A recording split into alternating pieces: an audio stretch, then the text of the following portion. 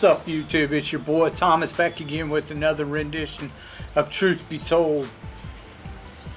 Now this week, of course, we're still dealing with the whole Russian-Ukrainian situation. And of course, you know, this administration is hiking up the gas prices is because that's what the Democrats want.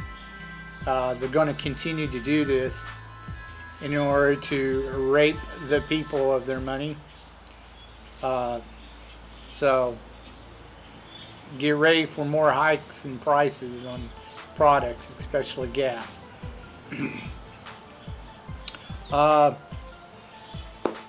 Couple things I saw I'd like to talk about. The first one is you know, I saw the whole situation where I guess Michael B. went and talked to Will Smith and had an idea for a sequel to I Am Legend. So now they're in the works of making a sequel to I Am Legend. So we'll see how that pans out after it's been so long. But they keep doing that, waiting for years to do these sequels. I'm not sure if it's actually a remake or a sequel. I don't know how they're going to go with this. But I did see that they are working on another Quantum Leap. So apparently they're going to fuck that one up too. One of the best time traveling shows, and now they're going to screw with it. Now the thing is how they're going to do it, because if they're making it a remake, they're just going to restart from scratch and start all over again. I don't know how that's going to work. Owl probably either they'll make Dr. Samuel Beckett a female instead and call her Samantha, and then Al will be you know, Alicia, some bullshit like that. But anyways, if they're going to continue it, there are two possibilities they can go with this. One of them I'm not really thrilled about. The other one I would definitely approve. Dr. Samuel Beckett, if you ever watch the show, you'll notice that he does have a legitimate son born to him, but he never finds out about it. He never knows. His wife in the future, she becomes pregnant from their last visit, and she ends up giving birth to his son, who eventually takes over the project, or is supposed to anyway. I don't know. I'm not sure how they'd write that. Maybe, you know, the project got shut off or some shit, and he was never allowed to continue his father's work. The other is, which makes no sense. Okay. Supposedly he leaps through time into somebody's body. Now, his consciousness is supposed to be in that person's body, and they leap into the future into his body, their consciousness. Now, supposedly in one particular episode, he sleeps with a woman and ends up getting her pregnant. And then, you know, later on he finds out that in the same episode he leaps to a little ways into the future into somebody else's body and finds out that this little girl is supposedly there's a good chance, a 90% chance, Ziggy tells him, that the little girl is actually his daughter. And she eventually joins the project, and uh, is one of the ones working with Ziggy to try to find a way to bring him back home. However, she doesn't know that he's her father. Now, that doesn't make any sense, because if he's leaping into somebody else's body, then it's that person's daughter, not his. He may have been there at the time that, she was conceived or whatever, with her mother, by sleeping with her, but it's that guy's body, not his. So it's that guy's DNA, not his. So literally that whole thing makes no sense. Anyways, moving on. They're going to screw that one up too. I already see it. I just got done watching the new Ryan Reynolds movie called The Adam Project. It's on Netflix and is out right now. There was only, honestly, there really was only one particular scene in the whole entire movie I thought was a little bit cringe. It had a little feminist cringe in it. And that was the whole scene where, the woman Zoe shows up, the actor Zoe, who plays his wife. She shows up the first time they meet to supposedly save his butt. And she's doing all these crazy ass stunts and crap, whipping all these guys' ass. And I'm like, yeah, okay. Anyways. The only part of the movie that was a little cringe-worthy. The rest of it was actually pretty funny and pretty good. And I personally don't like Mark Ruffalo. Him personally. I don't like the guy. His acting isn't, horrible. It's just, he sucks. I don't like the guy. He's a piece of shit. If you listen to any interviews or anything, he's literally a piece of shit. He don't care about anyone but himself. But anyways, the stories about, this woman in the future. She steals the company from his dad because he invented time travel, which is Mark Ruffalo. His partner or whatever, this woman. She comes back and changes time, kills his wife a couple of times in the timeline. So he comes back, Adam comes back, Ryan Reynolds, the adult Adam. He comes back to set time right, but he fucks up. He ends up in the wrong timeline. He ends up when he's 12 years old or whatever. And he ends up taking himself with him to correct the timeline. And they eventually have to go back even further and help his father destroy the equation to time travel.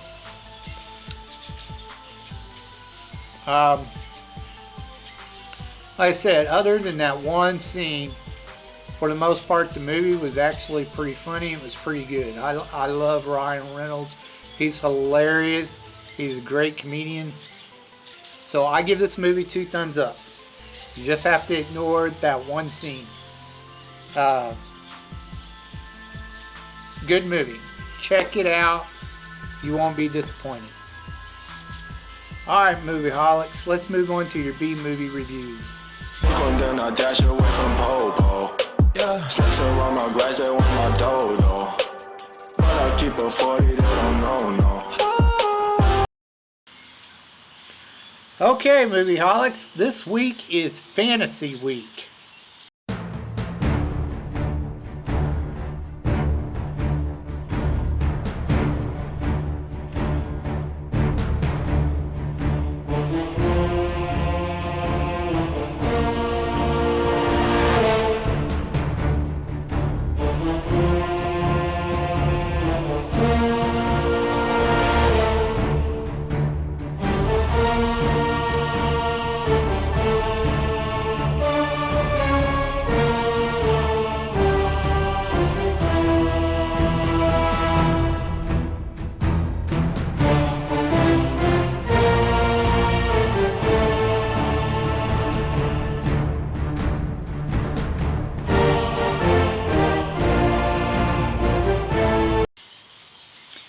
Now, you can turn these as sci-fi or fantasy, either way, but I consider most of your superhero movies fantasy movies.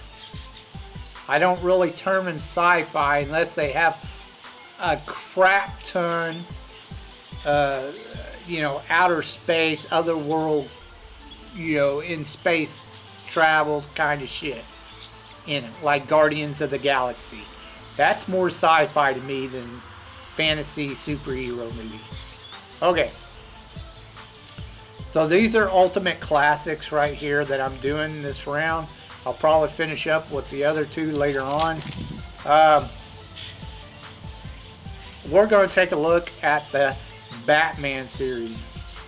The first one done in 1989, and it killed it at the box office. It was 411 million worldwide, so it did really good for back then.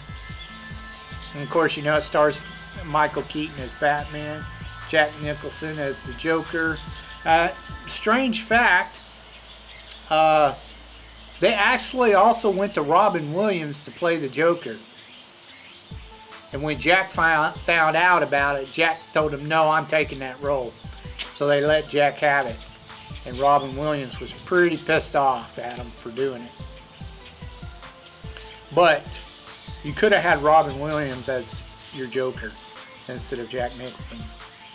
And of course, the beautiful Kim Basinger as Vicky Vale. Now, this is the one that set it all off. The whole DC comic crap movies. Michael Keaton will be and always has been the best Batman out of all the Batmans.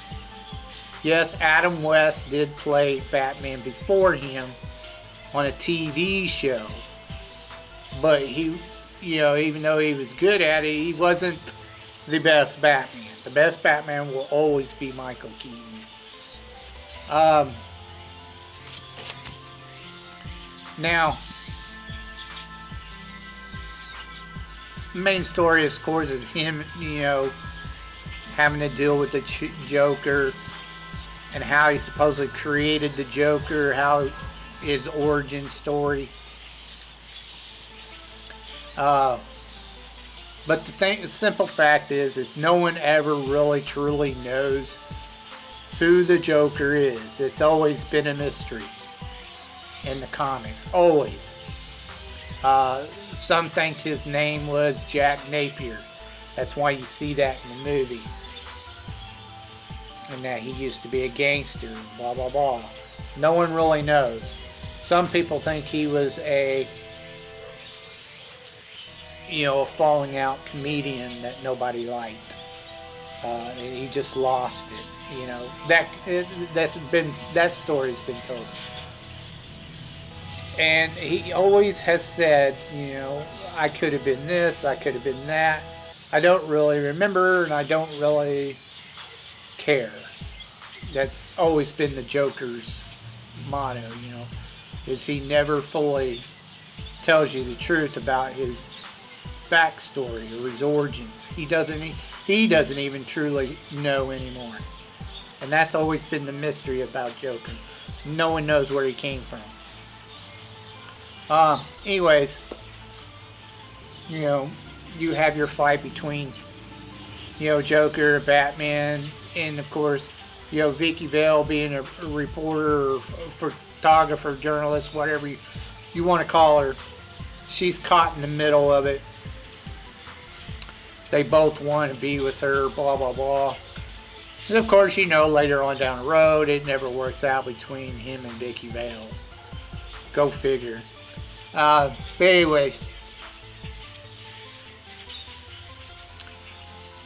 this was an excellent movie. Even though the special effects are a little bit cheesy for back then, it's still a really good movie. Tim Burton was trying to do it more like a the old TV series, the Wham Bam. He didn't put the Wham Bam in there or anything like that. But a lot of the colors and, the costumes, they were all done like the old, 60s show, sort of similar. Just an updated version. He made it more comic book like, not so dark and gritty as the newer ones have been. Excellent film, great action flick, 2 thumbs up. Check it out. You'll not be disappointed, I guarantee you. The best Batman ever, hands down. Now we move on to the sequel, Batman Returns. Completely different scenario. It was done in 1992 and it only made about 266 mil, which is still fairly decent but not as great. Of course, Michael Keaton returns as Batman. This will be the final one he does because he got really pissed off at the way they did this movie. Danny DeVito played the Penguin and Michelle Pfeiffer was in it. Leading lady, she played Catwoman. Now, this one's a different story. Supposedly, Danny DeVito's playing a deformed Penguin, which in the comics, most generally, the Penguin's a tall guy. He's not short, and the original Penguin, anyway, was a tall guy. And he wasn't deformed. That didn't come till later in the late 80s. About mid-80s, sorry. More mid-80s. That the Penguin was a short guy with webbed hands. But he wasn't nearly as deformed as he was in this movie. This movie made him atrocious. I don't know why Tim Burton did him that way. But it was flat out retarded. Anyways, the Penguin, of course he's got to deal with Maximilian, who wants to take over the city and drain it of its power by building these power plants and then reselling the power to the people, basically getting double what it's actually. He's cheating the people. He talks the Penguin into becoming the mayor of the city because the Penguin wants to be like Maximilian, have his type of status in society. So they kind of work together. Eventually, Michelle Pfeiffer comes along after Maximilian tries to kill her. She becomes Catwoman. She goes nuts. She loses her mind. She falls for the Batman. But she won't allow herself to love him like she should. She wants to retain her control as the Catwoman and do bad kitty things. But anyways, anytime you put Michelle Pfeiffer in you put anything in Michelle Pfeiffer, even when she was dressed as a secretary, she was hot as hell. This Michelle Pfeiffer, I mean, one of the hottest women there ever was in show business. But anyways, that's pretty much the story. Eventually, nothing really ends well for anybody. It was a sad movie, I thought. I didn't think it was really all that great. It was okay. It really irritated me that they used a circus to help the Penguin. That made no sense. The circus belongs to the Joker, the clowns. That all goes with the Joker. It doesn't go with the Penguin. So, the Penguin was a mob boss. In the comics, he was a mob boss. So that made no sense, the whole circus thing. It was the way they did that. Literally, that's what everyone bitched about, was the way they did the Penguin. that character and the way they portrayed him. And that's why it's probably one of the worst Batman films there was. Even though I'm sure there's an even worse one coming up. But we'll get to that eventually. This one, I don't recommend it. It really wasn't all that good. The Catwoman and Michael Keaton and Christopher Walken, Maximilian, that was all good. It's the Penguin that sucked. So I give it a thumbs up and a thumbs down. It's worth a watch, but at the same time, it wasn't really that great. It's not a recommendation for me. Anyways, that's all I have for you this week. If you have any thoughts about what I talked about earlier in the video, please leave your thoughts in the comments section down below. I'd love to hear from you. If you think of any underrated movies, or something you think I might never have seen, please leave your suggestions down in the comments section down below. I will get to reviewing them as soon as I can. So until next time, I told you you'd be told the truth, and you've just been told.